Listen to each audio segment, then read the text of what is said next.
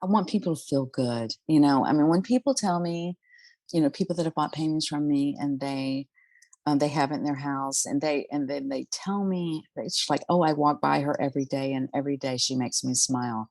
That is everything to me. I mean, I want to hear that because that just it touches my soul.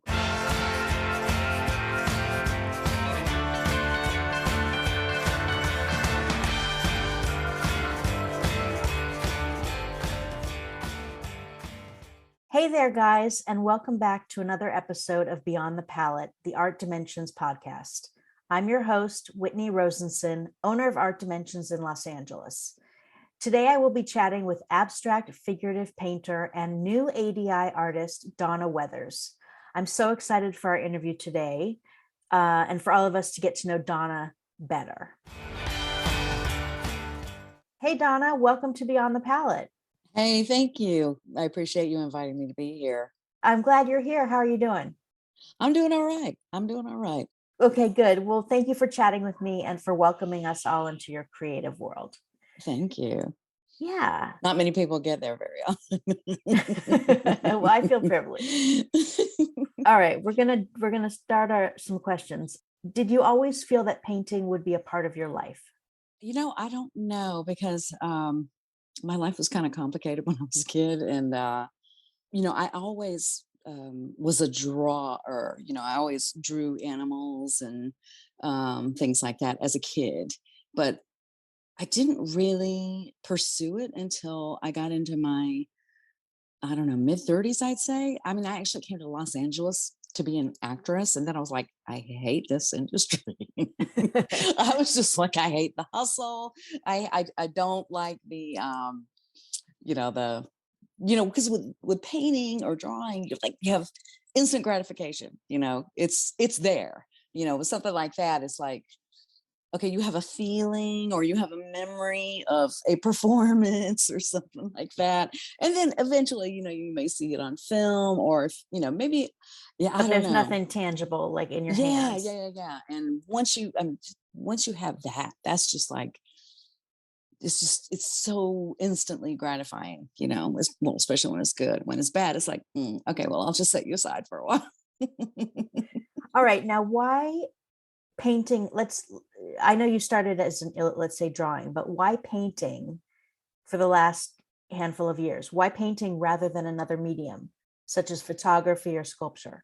It was kind of a natural progression, and I didn't go to like formal art school. So I think, when you go to formal art school, there are classes you take towards your degree that you can try different things. You're like, okay, I'm going to try encaustic, or I'm going to try, fiber arts, or or photography. And it's just, I didn't get that, so I just kind of experimented because I'm mostly self-taught. I took art classes here and there and workshops and whatnot, but that's been my experimentation. So I think that's how I ended up painting, is just because it was like, okay, well, what's next? So I didn't get the art school experience of trying different mediums and, saying, oh, okay, well, sculpture's my bag. Okay. But now painting is your bag. Oh yeah, it definitely is. That's awesome. Tell us about your color palette and why you choose to use the colors that you do. Well, it varies because sometimes I'm like, I just really respond to like Basquiat's primaries. And then I'll see like some really soft, muted, feminine palette. And I just really respond to that. It just kind of, I kind of go back and forth with that. I don't stay with the same thing. But ultimately, you know, I do have a reaction to something punchy. That's really, if I were to tell someone to ask me, what is your most instinctive palette that you respond to? I would say, something just really punchy like that. But I do like, soft. I kind of feel like when I do a soft kind of muted palette, I'm really trying to be somebody else, and that's okay because I like to occasionally be somebody else. But is it really me? No, well, I was going to say, I notice you don't use a lot of black, a lot of brown or tan. We're looking at pinks and Yeah. flesh color and aqua and, mint green. And I love those colors too. But Yeah. I did some abstract pieces. I guess because, black, I like using little tiny pieces of black, or, even, with a stick of charcoal, get the black from that. But like, I don't know, maybe it's a courage thing, but sometimes it just feels too, especially when you incorporate a figure into it, it just dominates so much. But I do respond to it when I see paintings with that. I just like, I love that. That big black mark is everything. You've got your prints, you've got your paintings, you've got your Hmm. mixed media paintings. Hmm.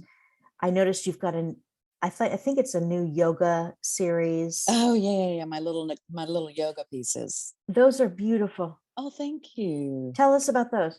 Okay, this is funny because most people are like, "Oh, well, it was because I started doing yoga and I love it so much." Well, mine is the complete opposite. Mine was like, I really want to be one of those people. I really want to be one of those yoga people. So I'm like, and I love the stretches. They're fantastic. I think maybe it's just an encouragement to myself to get started on that. That's so cool. You have a very I don't know if this is the right terminology, but I think it is. You have a very painterly style. Hmm. You have thick brush strokes, Hmm. a lot of texture in your work. Hmm. And I just want to let everyone know that you can look at donnaweathers.com to Hmm. see a lot of these paintings. You can also check out Hmm. artdimensionsonline.com. And under the artist section, just scroll down till you see Donna's name, and then you can see a lot of these fabulous paintings. What are your favorite materials to work with and why? Basically anything except oils.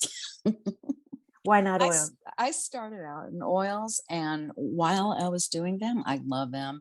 I love I love the kind of wishy, blendy strokes that you get.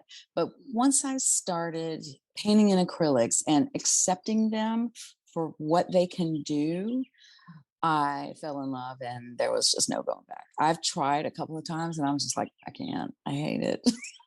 Because they dry fast and I'm working on a bunch at the same time. And so you can just like, in 10 minutes, you can come back to that one and, have a fresh mind. And just, I don't know. I just don't, I can't do that with oils. That's awesome. So I didn't know you worked on more than one at one time. Oh yeah, I've always got like, you should see my studio. It's just, I mean, it's a mess. It's paper. There's pieces of paper that I've, got pieces on, watercolor sheets or wood panels or canvas. I have, right now I probably have like, okay, there's two because I really want to keep going big, big, big. And there's two, I think they're like 36 by 48, I'd say. I mean, it's not massively huge, like side of the building huge, but it's still pretty big. And so I've got those. I've got a bunch of 30 by 40s ready to go. And yeah, I don't just work on one. I work on usually like at least if they're small, I work on like 10 or 20 at the same time.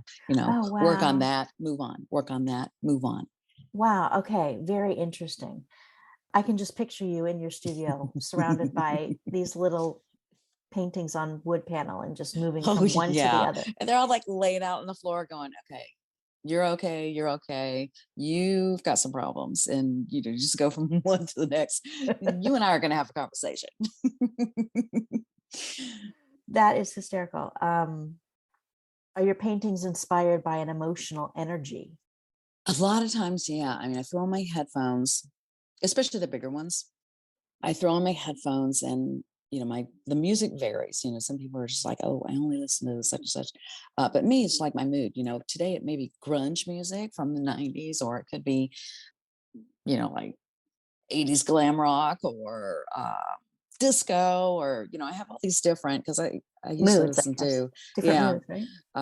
yeah, moods, I'd say. And usually if it, sometimes the music will just, there'll be lyrics in there that just really strike home to, what emotional state I'm in or what I'm going through or what's on my mind, what's bothering me. And that usually affects which music I choose to. Now, if my I live in the basement apartment of my friend's house, and if she came down there and like videotaped me one day, it probably would be the most hilarious TikTok you've ever seen. Because sometimes I'll start dancing around, and it's just, I mean, I'm down there by myself, but that's the That's process. necessary. That's awesome. Hmm.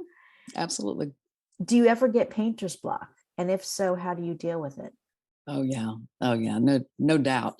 What I usually do is I'll either try something new, just like get an old vintage book pages and paint little abstracts on them, or try to do something different.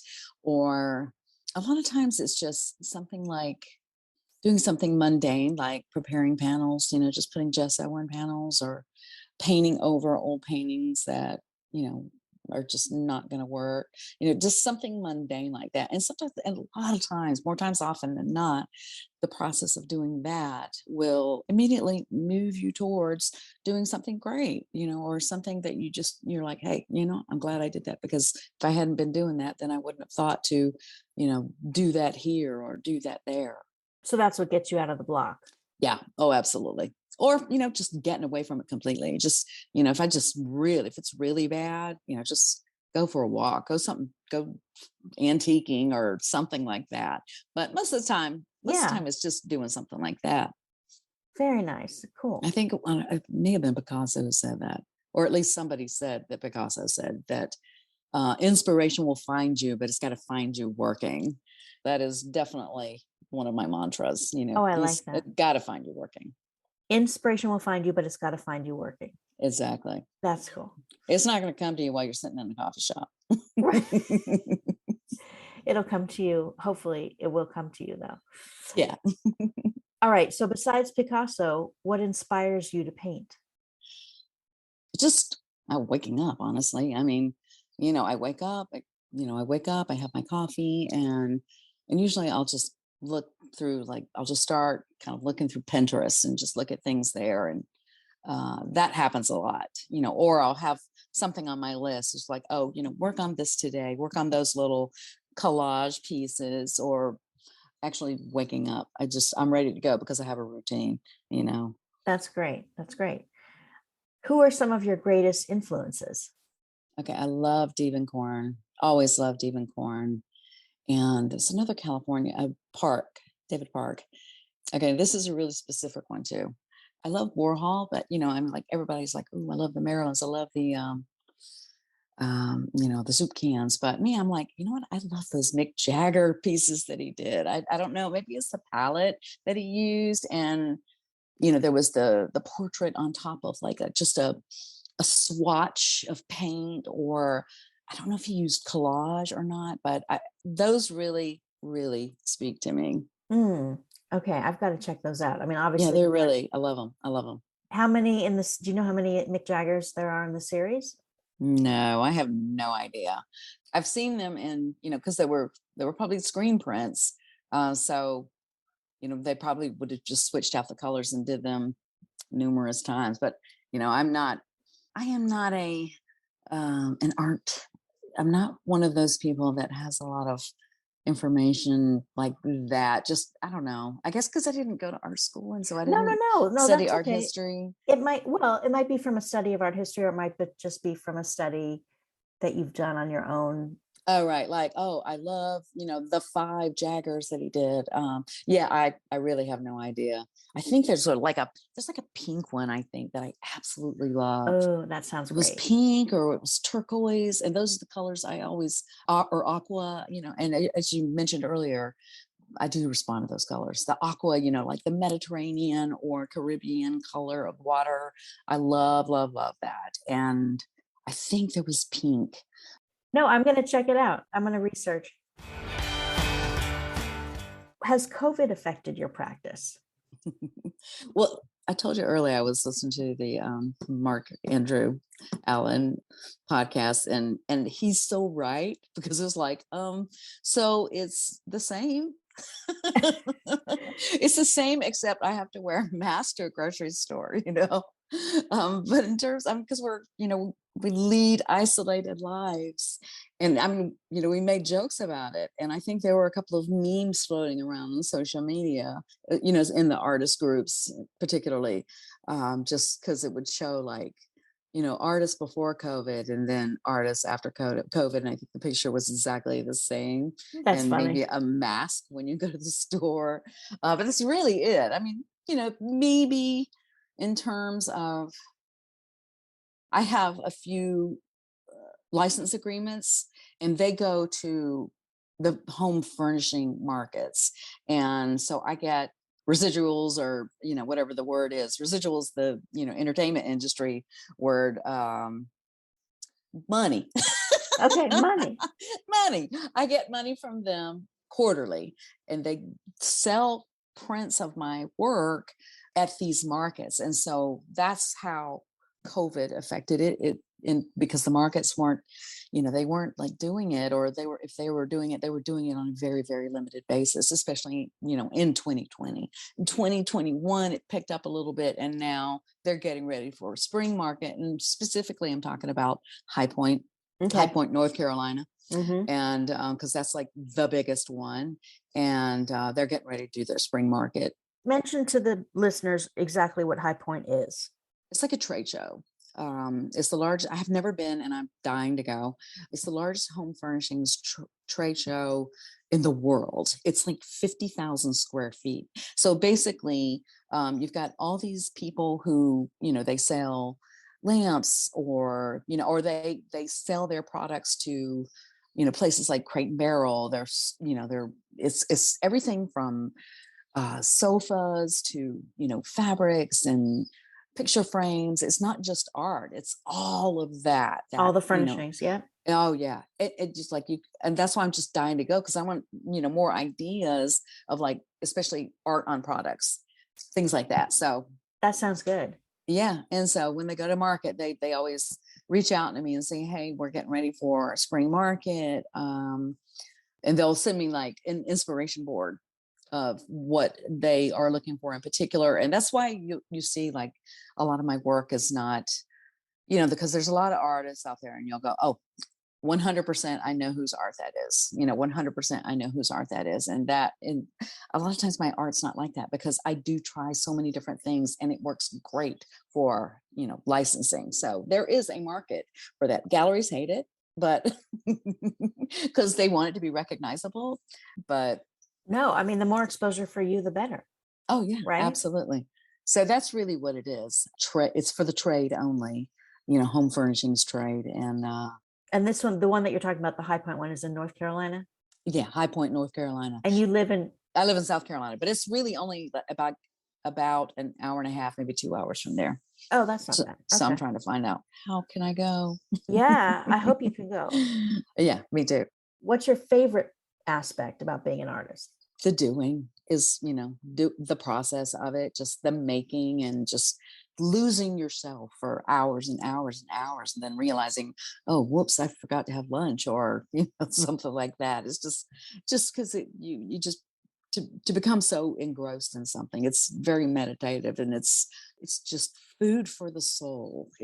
That's my favorite part. All right. And what's the hardest part about being an artist? Selling. I'd say selling. And some people are great at it. Some people are great.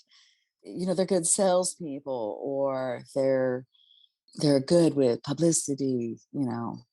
But that's probably the hardest part, is what I would say. And sometimes just letting go of a painting. Like, I've got one painting right now that, because I grew up loving horses, and I did an animal series for my licensee, and the horse, and it was really weird, is I haven't painted that many of them, and as much as I loved them growing up, and then when I did that one, I love her so much, and I'm kind of hard pressed to let her go. Well, you can keep her for yourself. Yeah. Oh, right? Absolutely. But then it's like, am I going to keep that one? I'm going to keep the flamingo too. I really love the flamingo.